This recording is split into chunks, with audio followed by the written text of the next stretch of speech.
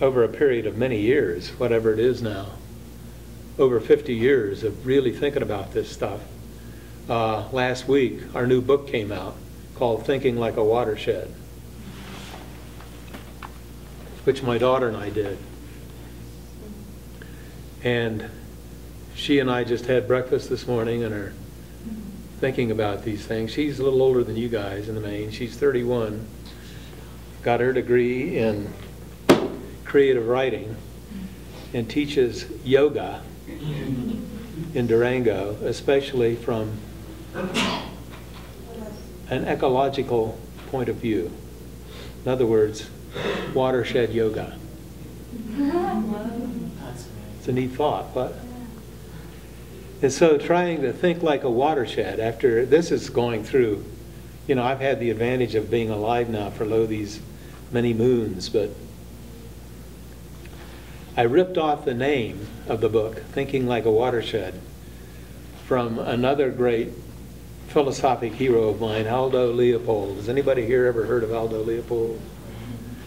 Yeah, actually I just got an email from his remaining daughter, Estella, who's a dear friend. Estella Leopold. She's now emeritus, or emerita, as they say, which I just learned. Funny about Latin, isn't it? Anyway, she just became emeritus in paleobotany from the University of Washington. Has written over 100 very scholarly articles on what she has done over the years. But her new book just came out. I should have brought it. Called Saved in Time. And back in the 60s, she and her compañera managed to save the Florissant fossil beds in southern Colorado from real estate development. It's one of the most spectacular fossil beds in the world. And she saw this as a means of perceiving how life has presented itself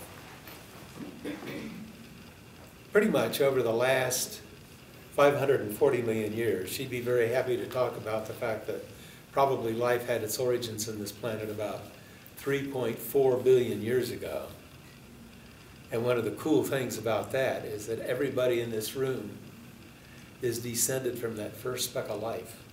So we're all cousins, which is really cool. And anyway, Estella Leopold's father, Aldo Leopold, was the person who really, as well as anybody, back in the 1940s, shortly before he died, he put together this magnificent book, which a lot of different publishers turned down, and finally, University of Oxford Press, of all places, published, entitled A Sand County Almanac. The final essay in that book is entitled The Land Ethic. And I really recommend that you all read that, because that's the first place, now in retrospect, the second place where I've seen the word conscience appear in context with habitat. The first place was with Henry David Thoreau, who is also a great person. Actually, I wish I could have brought one today. A paper that I think is really dynamite, which I've mentioned here, is the Green Fire Times. Green Fire is right out of Aldo Leopold, as is Thinking Like a Watershed, except he entitled that essay, Thinking Like a Mountain. I thought that there's a lot more motion in Thinking Like a Watershed, because what that says to me is that you're looking at as many factors and keeping as many factors that you perceive when you're looking at a given habitat, which is part of a watershed. Right here, wherein the larger watershed is the Northern Rio Grande watershed. But just imagine all of the stuff that's in motion. All of the wildlife is in motion.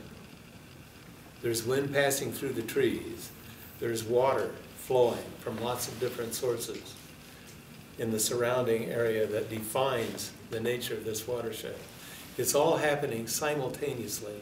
And the trick to me is to try to, this is important, at least from my perspective, the trick to me is to try to understand and perceive as many of these elements that are part of habitat, all happening within the context of being in motion simultaneously with no end result. And that takes some real thinking. If you can do that, you're a better person than I. It is, you know, it's really a tricky thing to try to keep all of that stuff going in your head at the same time. But that is the flow of nature. And that's what the book, the Tao Te Ching, talks about. That book came out, so to speak, about 2,500 years ago. And my buddy Gary Snyder, in a recent interview, or a recent lecture he gave at Berkeley, UC Berkeley, said that that is the single book that absolutely everybody should read, the Tao Te Ching. There are lots of different renderings, translations, but they're all fascinating. Can you spell that for us?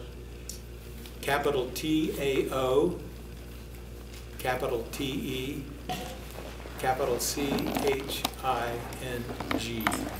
And that means the book of the way and its power.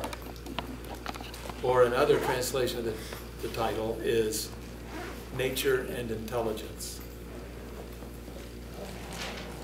It's an amazing thought. The Tao is the flow of nature, or actually the entirety of nature, and Te is the power passing through it.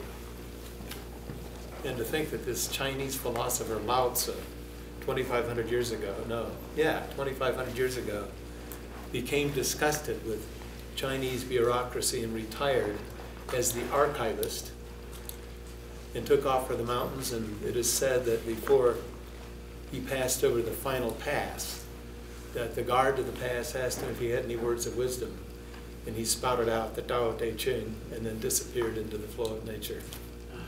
Good man. You had a question. I was just going to ask about you earlier. You were talking about that you had a story about a fire or seeing some smoke while you were working in the mountain area. Just seeing if you could go in depth with your story on that. It sounded like some fun. Well, when you're on the fire lookout, an essence of your consciousness is to spot anything that looks like a smoke. In other words, one of the most fascinating times to be a fire lookout is during a heavy-duty lightning storm. Because the first thought is, wow, man, if I get hit by one of those, adios y buena suerte. Because it's really a trip unto its own. And I've had it land right there beside me. Actually, I had it land right beside, I was sitting in a zinc tub taking a bath, and it hit so close that the rim of the tub lighted up, and I thought I'm dead. But at any rate, I wasn't. I'd been reading Teilhard de Chardin, and so I was deeply into the noosphere concept of consciousness and how we live within the flow of nature. But up on the fire lookout, this was in 1969, July 17th at about 5:07 p.m. And the reason I'm reminiscent of that particular moment is that the fire lookout season had just ended. And at 5 o'clock, because ostensibly there were no more forest fires to spot. And guess what? There was one right over there, down in Caracas Canyon. I was up on top of Caracas Mesa. And so I grabbed my axe, a double-bladed axe, and a Pulaski. Actually, I'd left the axe. I took the shovel, and the Pulaski has an axe on one side and then a flat pick on the other, and my canteen, and took off and it was about a 4-mile hike over, you know, a couple of major arroyos, like a couple of 1,000 feet down and a couple of 1,000 feet up. So, and till I got to the fire. And what it was a single snag. It was a tree that had been struck by lightning, was on fire, and was dropping branches which were then causing other fires to happen. And so I dug a fire line, which is a path about yay, around the tree. In other words, it would have been roughly 2/3 the size of this room, digging a trail around that with the shovel and the Pulaski. And the theory is that the fire can't get past that. And this was about, by the time I got there, it was probably 6:30. It was dusk. It was turning into dusk. And